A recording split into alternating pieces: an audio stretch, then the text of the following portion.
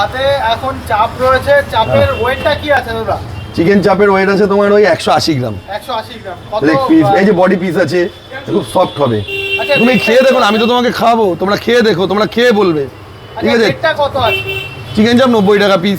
এইবারে একটা কথা বলে দিচ্ছি অন ক্যামেরায়, যদি কারোর বেশি পরিমাণে বিরিয়ানি লাগে, যে আমার 50 প্যাকেট 100 প্যাকেট লাগবে, তখন সেক্ষেত্রে কিন্তু দাম একটু ডিসকাউন্ট করা হবে। আচ্ছা, ঠিক আছে, চাপও যদি বেশি পরিমাণে লাগে দাম একটু ডিসকাউন্ট করা হবে। এবার ধরো অনেক সময় অনেক ক্ষেত্রে দেখা যায়, এটা অনেক ক্ষেত্রে সব সময় প্রযোজ্য না, যে কারো কাছে হয়তো একটু বাজেট কম আছে, তাদের দুঃখের কোনো ব্যাপার নেই। আমি আছি, অন্নদা থাকতে কোনো দুঃখ হবে না, না খেয়ে কেউ যাবে না। তাদেরকে আমরা বাক্সে দেবো বিরিয়ানি, একটা সামান্য দাম তাদেরকে নির্ধারিত করা হবে। ঠিক আছে, এই বাক্সে দেবো।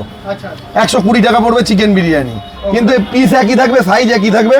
এটা সবসময় না, কিন্তু কোনো কোনো ক্ষেত্রে আপৎকালীন, যেটা ধরুন টাকা আনেনি, কম টাকা এনেছে, তখন সেক্ষেত্রে তাদেরকে এটাই দেওয়া হবে। তাই বলে কিন্তু সবসময় না হিউজ মালও দেওয়া হবে না। যদি বেশি পরিমাণে লাগে বাক্সে, তখন আমাকে আগের থেকে বলতে হবে, আগের দিন, তখন সেক্ষেত্রে মাংসের পিস ছোটো দেওয়া হবে, কোয়ান্টিটি কমিয়ে, তখন আপনাকে এই বিরিয়ানিটাই 110 টাকায় দেওয়া হবে, 120 টাকায় দেওয়া হবে।